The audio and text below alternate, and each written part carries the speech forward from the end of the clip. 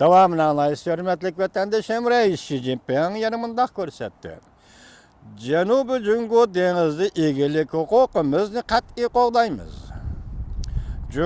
Janubi Jungo dengiziga aloqador davlatlar bilan territoriya va zilmin talash tortishni bevosita suhbat orqali hal qilishni, Sharqi Janubiy Osiyo davlatlari bilan birlikda Janubiy dengizining tinchlig'i, muqimligini qo'g'dashni xohlaydiganligini izchil ta'kidlab keldi.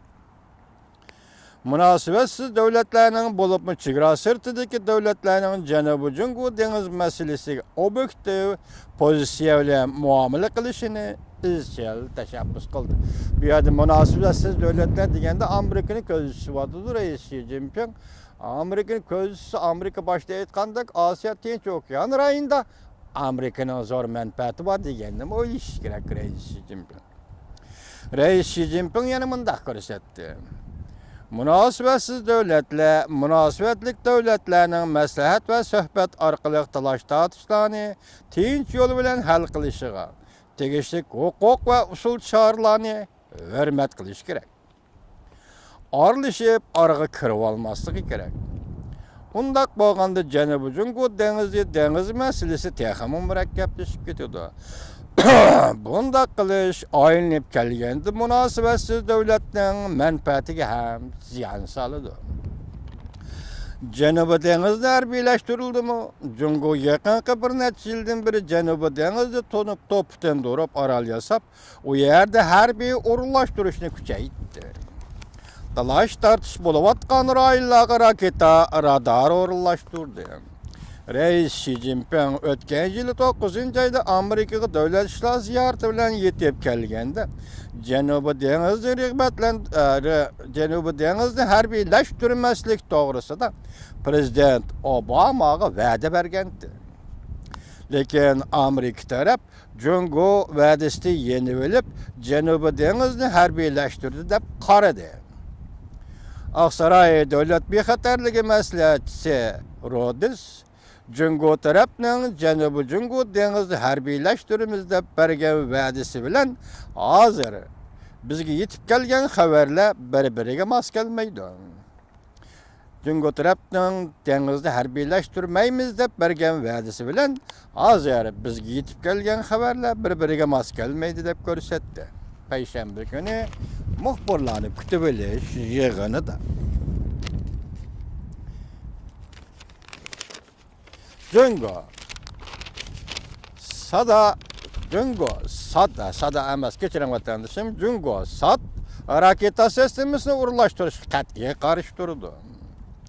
Janubiy Jungo dengiz masalasidan boshqa Amerika Jungo ikki davlat Koreyaga Sad sistemasini o'rinlashtirish masalasida o'tkir ixtiloflar saqladi. Reis Xi Jinping Koreyaga Sad raketa sistemasini o'rinlashtirish qat'iy qarshi turganligini bildirdi. Chunki u o'sha rayonda strategik tangpungliqni buzib yetadi deb qaradi. Amerika taraf bunday ko'rsatdi. Amerika aniq qoldi Jungo tarafga bildirib qo'yish kerakki, Amerika bilan Koreya Sad raketa sistemasini o'rinlashtirish bo'yicha maslahatlashdi. Chunki Chavshan Koreya va Koreyada turishliq Amerika qismlariga bevosita tahdid paydo qildi. Amerika taraf yana shunday ko'rsatdi. Sad mudofaa sistemasi Chavshanga inqoz qaytarishdan iborat. Aqsaray haftaning 5-kuni Prezident Obama bilan Reis Xi Jinpingning yozma bayonot e'lon qildi. Aqsaray haftaning 5-kuni Prezident Obama bilan Reis Xi Jinpingning yozma bayonot e'lon qilganlik to'g'risida to'xtalib, mundaq ko'rsatdi. Ikki davlat rahbarlari o'rtasidagi ixtiloflarni kichiklatib, rayon doirasida xalqaro xarajatlar oldida amaliy hamkorlikni kuchaytirish uchun tirishchanlik ko'rsatganligini bildirishdi. Bayonotda mundaq deyildi. Prezident Obama ikki tarafning yadro qurollari masalasida hamkorlikni kuchaytirganligini madihladi.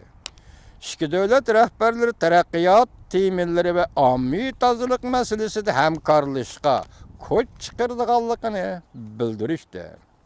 Hamda Çavuşenning yadro qurolları ve raketa sistemasi taraqqiy qildirib, ikki tarafga tahdid paydo qilishga qarshi turishdi, hamkorlashadiganligini bildirdi. Koreya yarim orolini yadrosizlashtirish bexatarlik komitetining 22-70 nomerli qarorini butunlay izchillashtirish jihatda bergan va'dalarni amaliylashtirish tan oladiganligini ikki taraf o'xshashla bildirishdi.